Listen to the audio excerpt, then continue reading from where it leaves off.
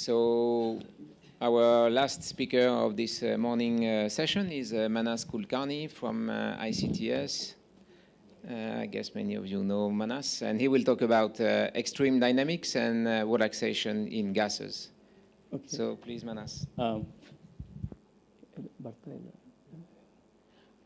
Okay, so let me start by thanking Sanjib for the invitation and for this very nice conference in this very nice place. Yeah,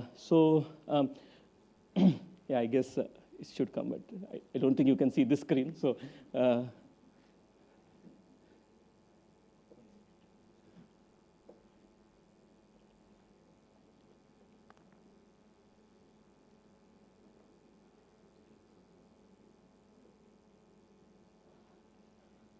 No, that is.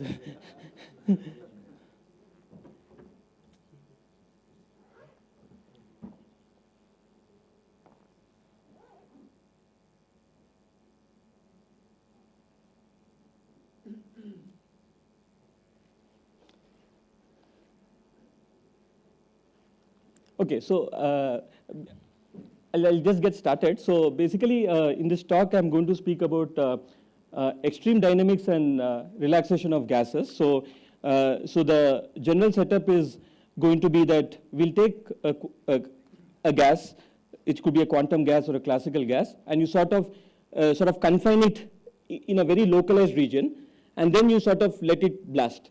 So that is the general setup that we will consider.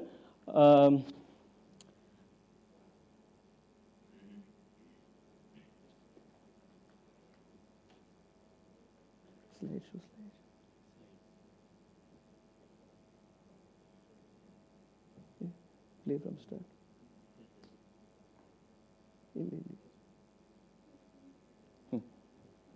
Okay, so as I was saying, I'll be speaking about extreme dynamics and relaxation of gases. So the talk will have two parts. I'll basically focus mostly on part one, which is extreme dynamics and relaxation in quantum gases and a hydrodynamic approach. This work is done with Ritvik, who is a student at ICTS, Abhishek and Samriddhi, colleagues at ICTS, and it's available here. And in part B, I will present some very preliminary results on Rees gas dynamics and some recap of earlier results on hard rods. This is work with Indranil, who is a postdoc at ICTS, Abhishek and Anupam, who are colleagues at ICTS. So let me start with part A. So let me just sort of give you a quick take-home message before I go to the details. So we basically study evolution of gases released from very strong confinement, both analytically, numerically, and 1 and 2 dimensions. So what we are looking for are long-time self-similar solutions for these Euler equations for densities and velocity fields. And we would like to get some scaling exponents and scaling functions associated with this blast. More or less, expanding gas develops a shock front, and the size of the cloud, the blast cloud, basically grows as power law in time. And how it grows is essentially related to equation of state of the underlying gas. Okay, so and we will also we also studied relaxation of trapped gases. Like if you have a gas which is trapped in a harmonic trap, how does it relax to some steady state? So let me sort of give you a very brief history and motivation on cold atom dynamics.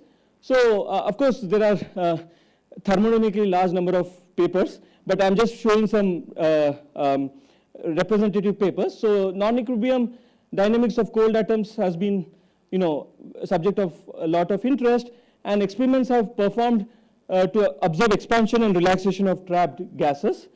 And there is some theoretical understanding via hydrodynamics, and in some cases generalized hydrodynamics.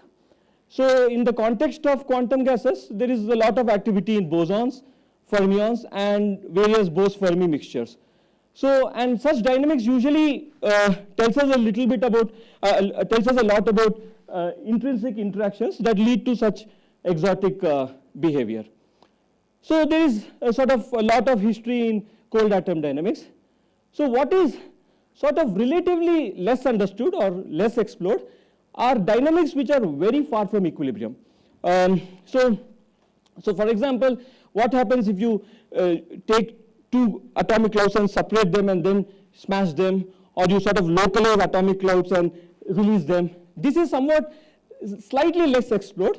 And a nice example here is extreme dynamics of fermions. This was an experiment a long time ago in Duke, where you basically sort of smash atomic clouds, gas of fermions, and you sort of see how they collide and then how they blast again, see. So basically they sort of are made to smash and then they blast. And you can sort of understand via hydrodynamics these kind of experiments reasonably well. And this is how theory and experiments compare with almost no phenomenological parameters. But this kind of extreme nature dynamics is still not very well understood. And of course, how things relax to steady state is also less explored. And a natural challenge in these kind of problems is sometimes it's hard to rigorously establish what your hydrodynamic description is. And even if you have a hydrodynamic theory, how do you sort of do the time dynamics of these extreme cases? Because when you do time dynamics over a background with small perturbations, you can do linearized theory and so on. But if you have extremely extreme initial conditions, it becomes hard to do time dynamics. So these are this is the kind of motivation where a lot of things can be known by studying such shock waves and blasts and so on. So a little bit about the blast problem. So blast problems are sort of one of the most interesting things is they have these self-similar scaling solutions. It will become clear what I mean by scaling solutions and all when we discuss it for our work. And there's a history in the context of atomic explosions. And basically the idea is to ask how density, momentum, and energy for an initial state where huge amount of energy or particles is localized is just released. And recently there has been a lot of interest in understanding blasts, for example, in hard spheres and so on, and also compare microscopic results with hydrodynamic results in the context of blasts. And so we are trying to answer these kind of questions in the context of quantum gases and in general other kind of even classical gas and so on. So this is the idea. So is there any questions? Okay. So the physics of blasts is basically, in the end, there are a lot of things going on between the particles that results in a blast, but you can capture essential features by coarse-grained hydrodynamic descriptions. So this is probably the simplest hydrodynamic equations we have seen in this conference. So that is a good news. So basically, if you assume that temperature is extremely low, you can write continuity and Euler equations in basically this form, where this is the confining trap, which is like almost inevitable in cold atoms and so on. And this piece here is called the specific enthalpy, and it's related to the pressure. Basically, the information of equation of state of the gas is hidden here.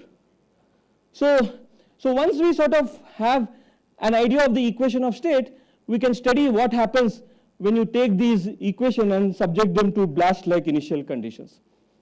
So what you have to look for is this W here, which is the specific enthalpy, and or equivalently the pressure here, which is this is the relation.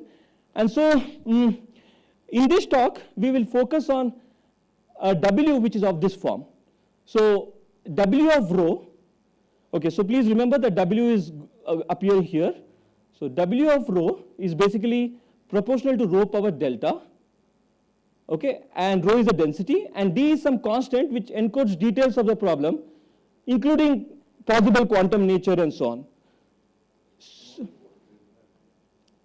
So you can, basically you can sort of write it even as some local energy density.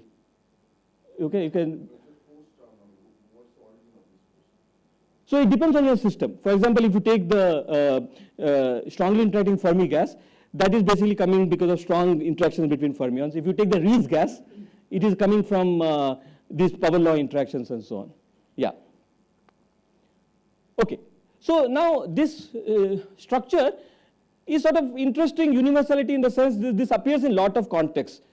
So notable examples are if you have Liblinger gas, which is bosons at delta interacting bosons at relatively weak coupling, delta is basically 1.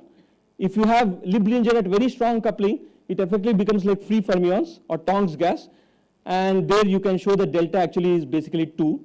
And then there are various kind of interacting gases in different traps and so on, where these deltas actually sort of appear very naturally. And the fact that these are the deltas have also been sort of supported by experiments and so on. And if you have higher dimensions, you can show delta is 2 by d and so on. So there's a lot of systems of interacting cold atomic gases where this kind of structure is reasonable to assume. Okay, and it is very well known that this kind of structure also appears in quark-gluon plasma. So there's a very deep relation between strongly interacting Fermi gases and quark-gluon plasma. So this is another example. So one example which I'm fairly obsessed with is the family of Rees gas. So family of Rees gas is basically classical particles which are basically coupled via 1 over r power k interaction. So it's power law interaction. So 1 over xi minus xj power k. Yeah. So quasi 1D is so you have certain experiments where you have very strong confinement in x and y direction and very weak confinement in the z direction. So the cold atomic gas basically starts looking like a cigar. So you can effectively write a one-dimensional system, one-dimensional equation for this setup, and that is what we call quasi 1D. Yeah. Okay, so this family of gas is basically particles with all-to-all interactions with power law exponent, which comes as 1 over xi minus xj power k. And in particular, we did some early work on finite range gas. So basically, I just want to mention that these are the works that are done by a lot of people, done with a lot of people sitting in the audience, including the chair, Satya, Abhishek, Anupam, and so on. We also worked on finite range Rees gas, where here this work implies that this delta is exactly this k for any k greater than 0. Okay, so basically we have all this, and I'll speak more about this last thing in part B. So there is reasonable motivation to study this problem. So unfortunately log gas is not here because if you have log gas, then it becomes very long range interaction. So then this will effectively have non-local terms. So yeah, so that's why it's k strictly greater than 0. Even in the finite range case, so even finite range log gas, you can't, yeah. Okay, so then what do we want to study? So then, okay, let's look at these equations, very simple looking equations. And just remember this delta is what we have to watch out for. And okay, D can be set to 1 by some dimensional analysis. So, yeah. Where is it? This one. So W rho, I think is rho power 2/3. Rho power 2/3. Okay, so because, yeah. So that's the thing, yeah. Okay. So that's why in D equal to 3, it is 2 by 3. Yeah.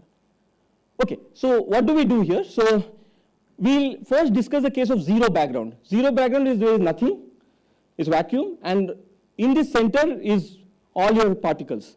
Okay, so and you have initial conditions spatially localized, almost localized, and then we know that the Euler equations usually in these kind of things develop shocks, and they have some scaling forms, and at long times they will take this kind of scaling form. So rho will go as 1 over t power b f of xi, where xi is x over t power b, and v is this, and recall that w was this.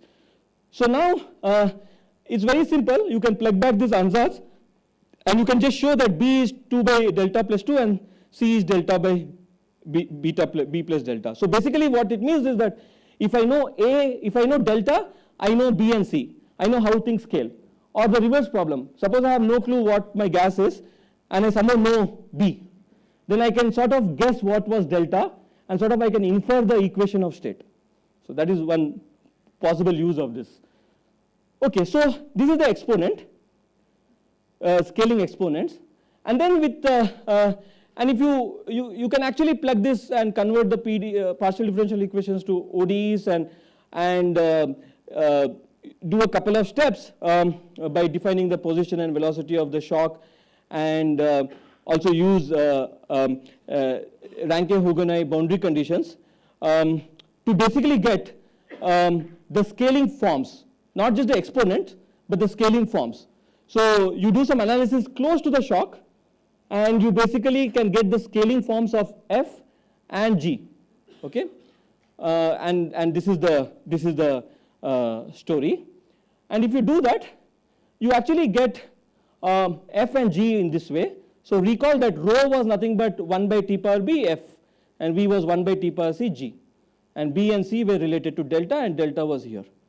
So you basically get the entire scaling form, and this xi f is actually I think the location of the shock, and anyway it's related to delta in terms of some hypergeometric functions. But the idea is that you basically have the scaling forms and the scaling exponents for any delta. Okay, there is some restriction about delta, but I'll skip that discussion. But basically all the deltas that I showed fall into this story. M is the excess mass. M is the excess mass. So in this case it's vacuum, so it's basically that's the only mass. Okay, so now one has to test these things. So we basically studied extreme initial conditions. You see that you take a Gaussian which is essentially completely localized near the center, and velocity you take it to be 0, and you just evolve it. And then we want to see how do the hydrodynamic equations agree with our scaling forms. So then it turns out that the agreement is quite good. So let me split the whole thing into, so you can only focus on the first column. Second column is velocity field, but let's focus only on the first column, the density field.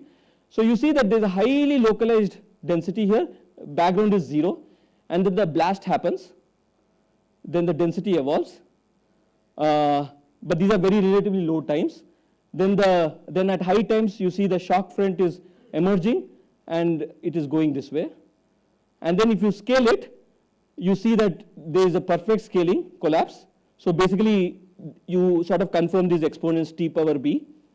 And not only that, the scaling function here, which is this black dashed line, perfectly agrees with the blast solutions.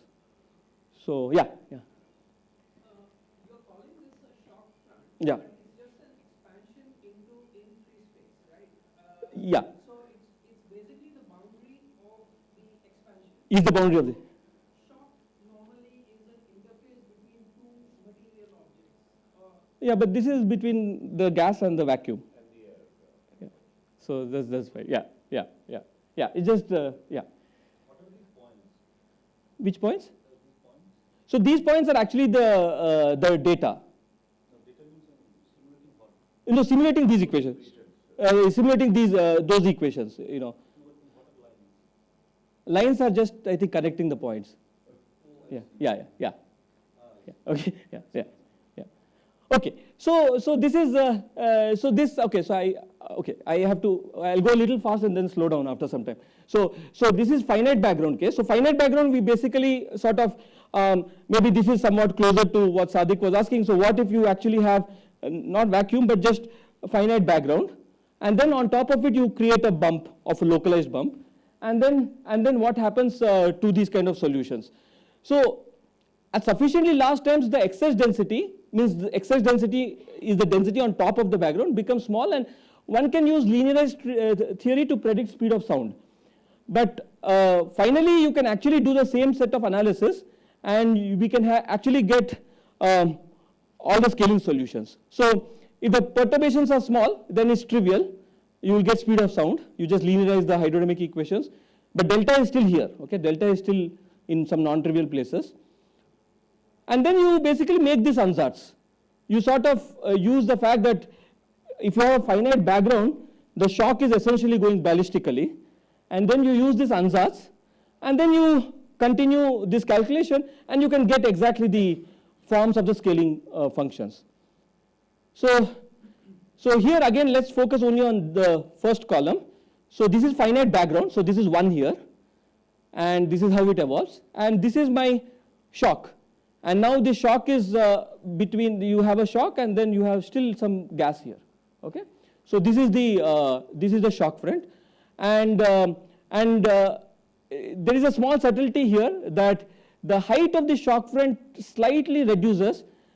So the shock, there's a correction to this speed of the shock, and these are some corrections, but basically this profiles we can exactly get analytically. So this is the case where you have finite background. Okay, so now, yeah. You said ballistic, but here it's X max is root T, so. No, this is, the way one should understand this is RT is CST plus root T, okay? So this is, you should think of this as, so you see you have to, you think of this as T plus root T correction, yeah. So here the scaling does not depend on delta. No. This delta is here in M, not in M, in A. Okay, the scaling doesn't depend on delta. Yeah. So okay, I have to mention that the way this ansatz, the scaling doesn't depend on delta. Yeah. Where is this? Yeah, this one doesn't depend on delta. Okay. Yeah. In other words, delta the scaling is 1. If you have finite. Is that an assumption, or is that because that? So it's based on a lot of numerical this thing, and then sort of it's reasonable. We did a lot of analysis and showed that if you have any finite background, then eventually the exponent should go to 1. Okay, but it was a lot of numerics, but then it worked out. Yeah. Okay, so now I will go to. So till now I did not have any harmonic trap. I mean, you can confine the gas any way you want, and then let it just blast. But now we switch the gear a little bit. So what happens if you have a harmonic trap? So you have this extra trap here, and you study a slightly different problem, that you start with the initial condition, which is different from the equilibrium condition, and let it evolve and ask how it relaxes to the equilibrium condition. So this is not a blast, okay? This is just a relaxation in a harmonic trap. So, and here, because we are studying relaxation, you need to have a dissipative term, because that is what guides the relaxation.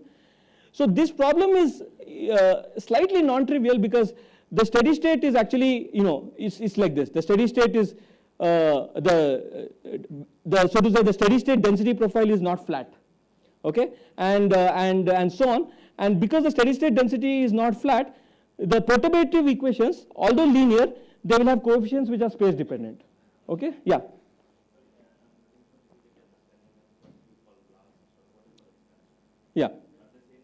Yeah, blast and expansion are same thing, but when I'm talking about trap, I'm just talking about relaxation of the gas in a trap.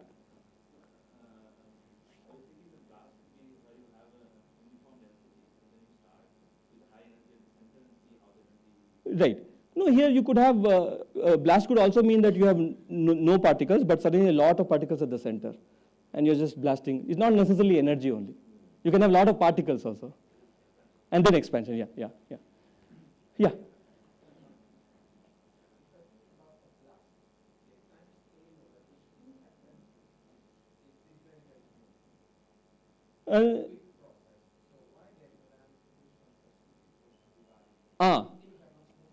Okay. So this is okay. So that is the thing. So if you assume that hydrodynamics is valid, what I'm saying is fine.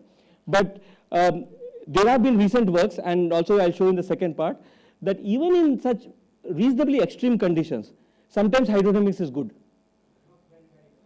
It's not very. I mean, if you really want to violate it, you can. But the idea is that, in other words, in a blast-like condition, if you want to test, compare hydrodynamics and microscopics, that is like really serious test, like the ultimate test. Okay, but so for this I'm not really, if you see, I'm not spoken about microscopics yet, but part B I will speak. Yeah. Okay. So even though you have this situation, I'll go fast a bit. You can get some late time forms about how this thing relaxes.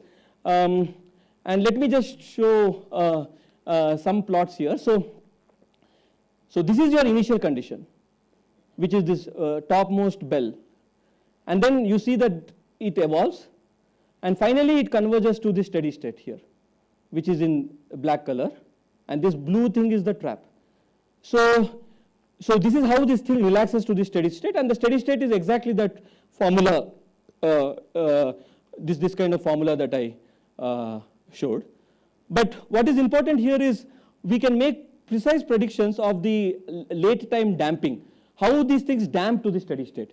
And you can actually calculate it almost analytically up to one last step of just finding the root of some equations.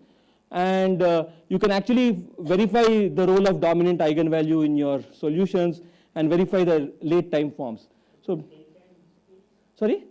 So delta in this case was 2/5, 2/5, 2/5. So delta in all the cases I am showing is 2/5. I should have said that, sorry, yeah. Okay, so now let me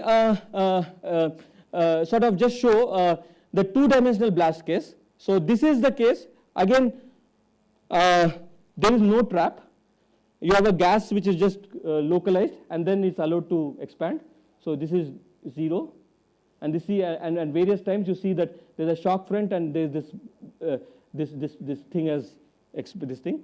So here, more or less similar calculations go through with some subtleties, but here we have assumed radial blast. So effectively, the two-dimensional system actually becomes one-dimensional system in radial variables, and you can do all this analysis. And you can, this is the early time, this is how the late time shock is being formed, and this is the exact scaling solutions. So there is, these are all densities. So there is excellent agreement between theory and numerics. And at this stage, I just want to say that this kind of scenario is very friendly to cold atom experiments, because this is essentially doing time of flight. You basically sort of contain your particles and then cool them, trap them, cool them, and release them, and do time of flight. So, and if you actually see how this front is moving, that basically in this case goes as t power something. So that's how the radius expands in time. And it can be used either way. If you know your gas, you can tell how the radius expands in time. If you just know how the radius expands in time, you can ask what was delta. Okay, and then you can say, oh, if delta is so on, so maybe this is the equation of state of the gas. So, okay, so I will proceed. So basically, for part 1, basically let me just say some conclusions here. So we studied long time self-similar solutions, deriving exponents and scaling functions. And if the equation of state is P going as rho power delta plus 1, so if omega of rho is rho power delta, then P is this. Then the shock front in vacuum grows as, sorry, this formula is not appearing, but it's something. It goes as T to the power B, which is a function of delta. And then this is well suited to time of flight measurements. And you can have many non-trivial generalizations of this. So one thing is you can relax symmetries. So what if you don't do a radial expansion? If you want to do some other expansion, you could try some solutions. You could also study open quantum systems, where you have quantum systems which inherent drive and dissipation. And I'll say a little bit about Rees gas, but also you could maybe use some of these results to understand hydrodynamics of quark gluon plasma. So is that any questions? Yeah. So for quantum gases which are confined in a trap, so if you release it, the expansion is like, so faster, the tighter is the trap frequency, faster will be the expansion. Right. So generally, if this kind of expansion is used, which leads to inversion of the aspect ratio. Like the tighter the trap, the faster the expansion, and then if you have a trap which is like, is asymmetric, it will expand faster in the tighter trap Right. direction, and ultimately it leads to inversion of the aspect ratio because of the mean field interaction. So is that taken into account?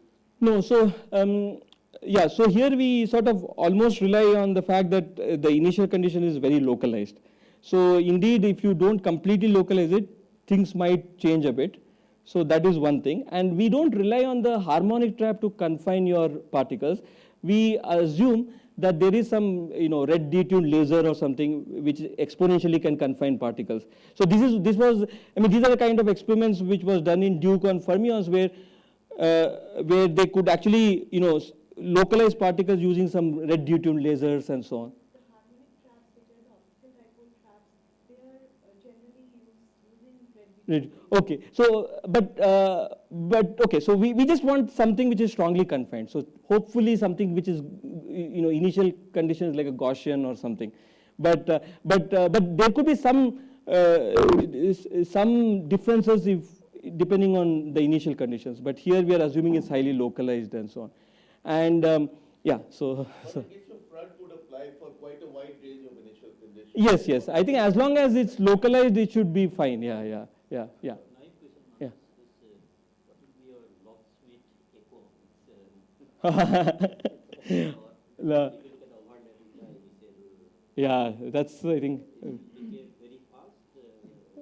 Yeah, no, that's a very hard question. I mean, because we never we are just letting them blast. So it doesn't really come back. So the point is that we don't have a facility to bring it back. But if you want to actually bring it back, you can maybe put it in a trap. Actually, you can put in another trap so that eventually there is some possibility of coming back. That's a very hard calculation. Yeah. So, when you are looking at Bose gas or Fermi gas in a trap, I mean, this is a follow-up on Sanjib's question. Normally, when you release the trap and it expands in free space, the density profiles are always, they are maximum in the center and they die as as you move radially outward. Yeah. So the question is, so if you go back to your previous slide. Yeah. So let's go to the 2D. Yeah. Exactly. Now here your density profile is actually Exactly. at the edge. Exactly. So the generic example from cold resonant gases is not like this. No, so first of all, we have to assume that the gas is hydrodynamic enough. So let's say we have some very strongly interacting Fermi gas. That is one condition. It should be hydrodynamic. Now, if it is not very good hydrodynamic system, then this may never happen. So that is one thing. Secondly, it should really be confined very locally in space. So if these two things are there, you will have situation where finally the density front actually moves and there's less density here, and actually you will have almost like a hole-like situation, not a full hole, but a void situation. So, but you are assuming that first of all, there should be hydrodynamic description. There could be a lot of things in the experiment that it may not be in the hydrodynamic regime. Or there could be situation where the initial condition is not drastic enough. It is not extreme enough. So that is the thing. So even if we change some parameters here and make some slightly smooth initial conditions, we might not get this. So, yeah. So you have 15 minutes. Okay. Yeah. There were several people in MD simulations with different kind of particle interactions to test the Taylor. Yeah. Are you going to talk about that? So the ones I cited, there are several people which actually do the molecular dynamics and actually see the blast. And so I'm not going to talk about that, but it is true that in hard spheres, for example, there is very good agreement between microscopics and hydro and so on. But yeah, so in the next I'm going to make an attempt. So one should not think of this as so let's forget extreme expansion or blast for this part. So let's just talk about comparing hydrodynamic theory with some MD simulations. Okay, so that is the goal, and I will use some extreme initial conditions but not blast in the second part. So in this in this case, we will talk about the trapped breeze gas. Basically, it is particle confined by harmonic potential interacting with pairwise repulsion. In particular, we will focus on the finite range breeze gas, where it's basically p square by 2, then you have a harmonic trap, and then you have 1 over xi minus xj power k, and this k is, and this interaction is not all to all, but every particle can interact with d particles to the left and d particles to the right. Okay, so it's slightly convenient to use this, and the system is at some reasonable temperature. So I hope the system is clear. Okay, so particles with some power law repulsion, but every particle is coupled to couple of particles around it, or even nearest neighbor. You can just consider even nearest neighbor. and the system is at some reasonable temperature. So one could ask, like what Sanjay is saying, you could do molecular dynamic simulation, and if there is a hydrodynamic theory for this, maybe you can compare things. So we are very far from the blast kind of initial conditions here, but we did some comparison. I mean, it's not even obvious that hydrodynamics and microscopics will agree even for normal initial conditions. So blast is an extreme case. You sort of, so let me just say some useful things. I have how many minutes?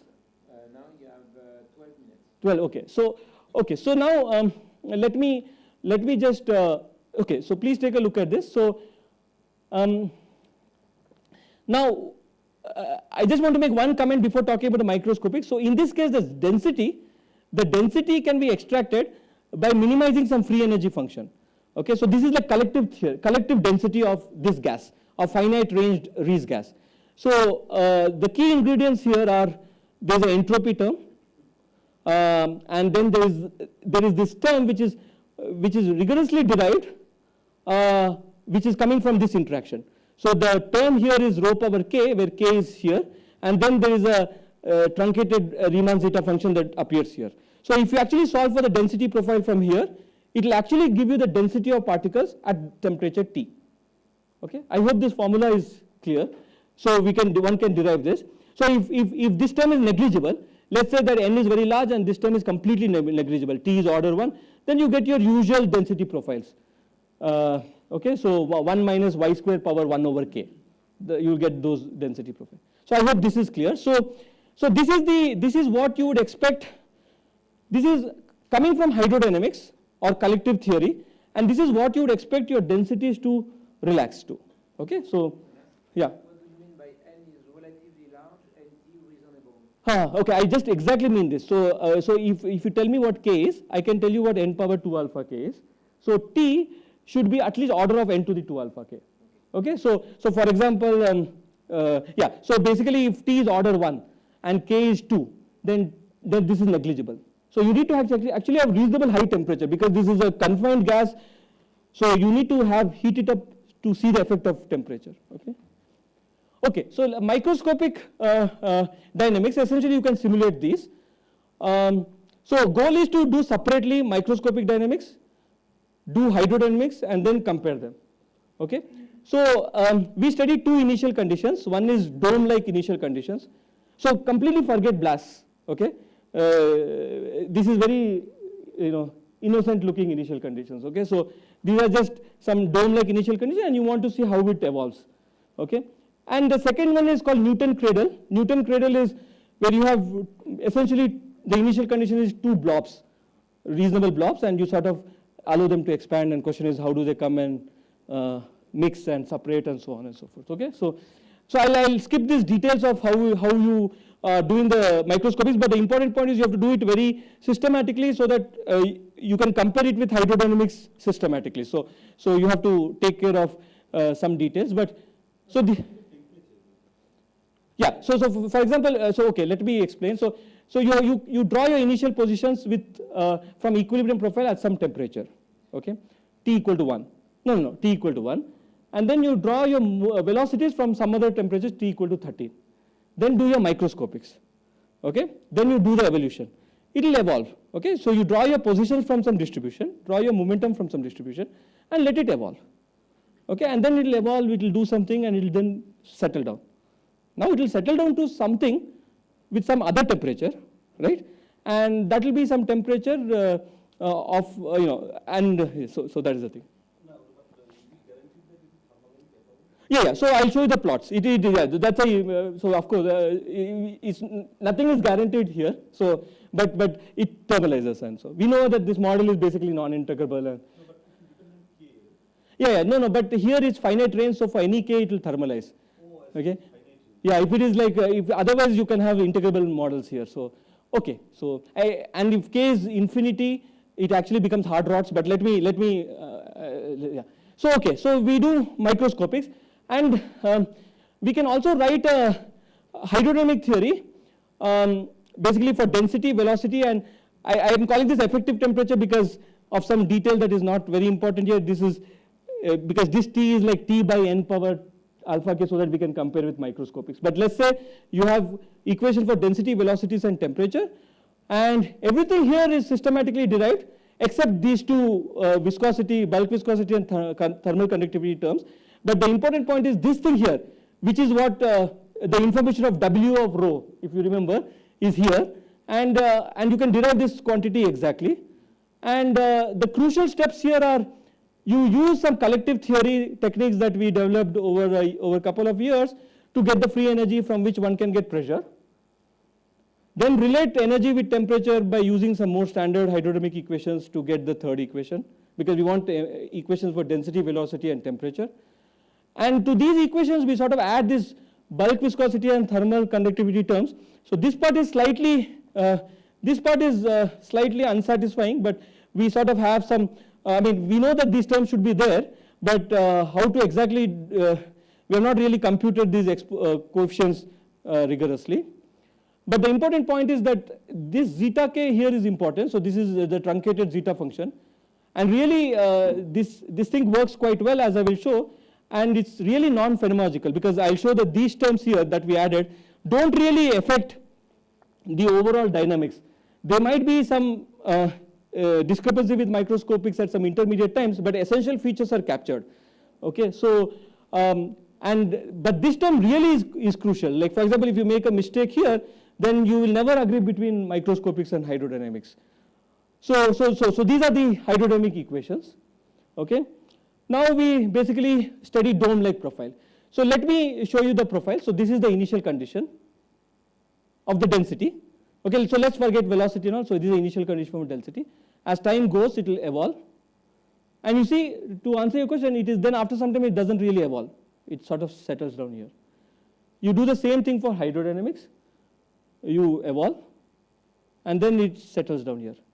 And the steady state, if you take this, you see they all match. They all match, and they also match with analytic. By analytic, I mean that free energy minimization equation, which is not really analytic, but that's like the equation is analytic, but you have to still do some root finding, but basically it is as analytic as it can get. So we can see that you can get exact agreement with steady state. Okay, so now you can ask, okay, how do these two compare? So these two compare essentially not so bad. So these are some times. Okay, so 80 is already, it is reaching very late. It's already sort of reaching the steady state actually, but this is only comparing microscopics and hydrodynamics, and you see that the comparison is reasonably well. There are small differences here which actually can be adjusted by playing around with these parameters. These parameters that I explained before. So let me go with the next initial condition, which is slightly more extreme. Next initial condition is what we call Newton cradle. Oh, by the way, I forgot to mention that k is 1.5 here, and we are taking finite range and in principle just nearest neighbor. Okay, so this is a very interesting initial condition which is very famous in cold atoms and so on and so forth. So basically the initial condition is that you have two blobs of density. You see the dashed black line, and then you let them evolve.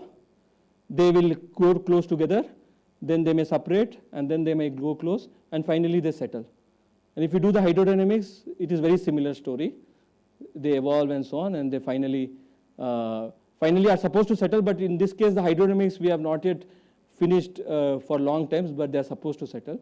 But the microscopics really works perfectly with the analytical results that was obtained from hydrodynamics.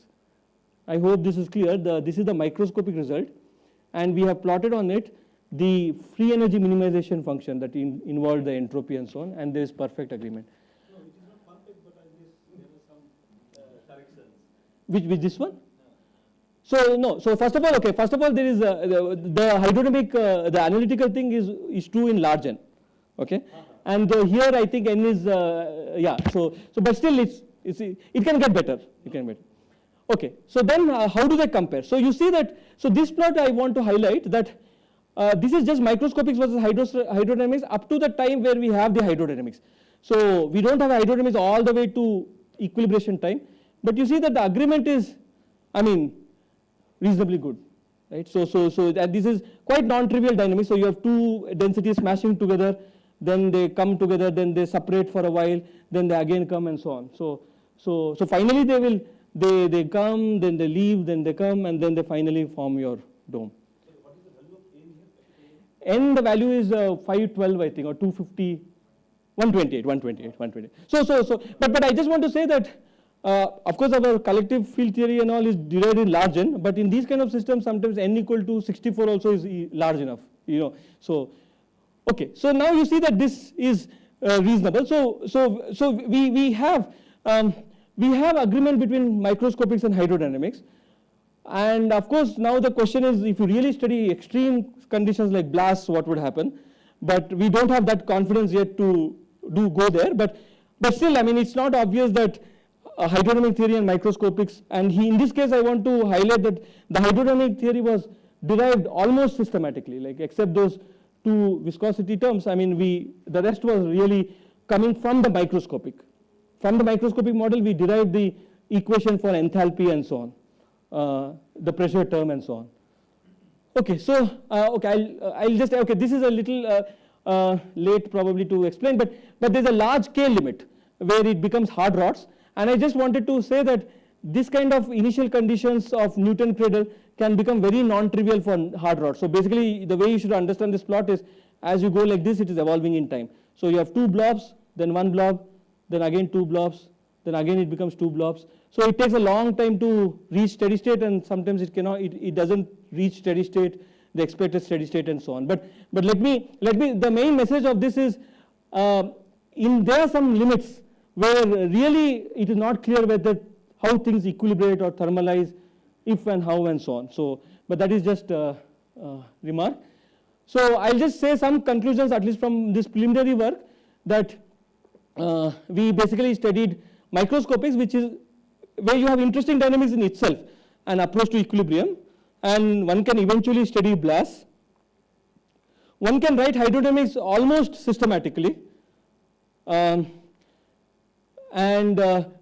just want to highlight this point, because if you give me a K, then the term that needs to go into the hydrodynamic equation is quite specific. It is rigorously, you have to put that.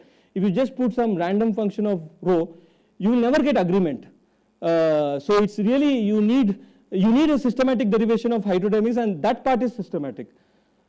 And so there's reasonable comparison between microscopics and hydrodynamics. In fact, Newton cradle is quite an extreme test, I would say, because you're really separating things and then asking them to collide and so on. So it is not like blast, but at least reasonably extreme test for validity, for checking the validity or agreement between microscopics and hydrodynamics. We have not yet computed the self-similar solutions in this case, because now we have three equations and we can in principle start studying self-similar solutions of the Rees gas. And then it will be interesting to explore various traps and some points that are considered integrable in the Rees gas. Thank you very much. Thank you very much, Manas. So we are running a bit out of time, but maybe one question before we go for lunch. What about fluctuations? Fluctuations. Around the average profile. Yeah. So in equilibrium, we have studied intensely fluctuations of particles, gap statistics, and so on. But dynamics, we are not there. Huh? Yeah, we have not studied, in dynamics, we have not studied fluctuations. We studied, like, in equilibrium, what is the gap statistic, almost all the quantities that appear in random matrix theory that we study, yeah. Manas, thank you for the talk. So, in the case of the Rees gas, you only have three equations, a finite number of hydrodynamic equations, but when K is very large, the model becomes integrable. So, No. So when I say Rees gas it becomes here, hard rods. No. So when I say Rees gas here, I also mean trapped Rees gas. So in trapped Rees gas, means Rees gas is in a harmonic trap. Okay. So when K becomes very large, or K strictly goes to infinity, it becomes hard rods in a trap. So Yes, hard rods it in a becomes- trap is not integrable. No, okay, but then the hydrodynamics should be described by generalized hydrodynamics. But you have only a finite number of equations. Sure. So how do you No, I'm recover not that? even sure you need generalized hydrodynamics, because hard rods in a trap, hard rods on straight line is integrable. But Harvard's in a harmonic trap is not Yeah, integrable. but none of the models dealt with generalized hydrodynamics are integrable because you consider inhomogeneities. And as soon as you break translation invariance, these models are not integrable anymore.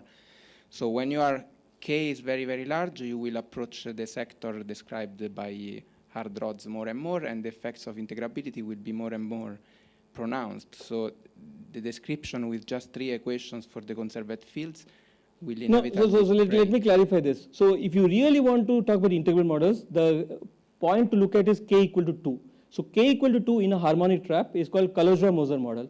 And that model is mathematically rigorously integrable in a harmonic trap. Yep. And for that problem, you may need generalized hydrodynamics. Yeah, but none of the models that you study with generalized hydrodynamics are integrable in the end because you add potentials. So you break all the time integrability. So in that sense, maybe you might have to, I would say you might want to modify the hydrodynamics to make it better, but I wouldn't call it generalized hydrodynamics. Maybe, I mean, there are experts in the audience who will say this, but I wouldn't call that generalized hydrodynamics. I would say that maybe you have to, because it's not integrable.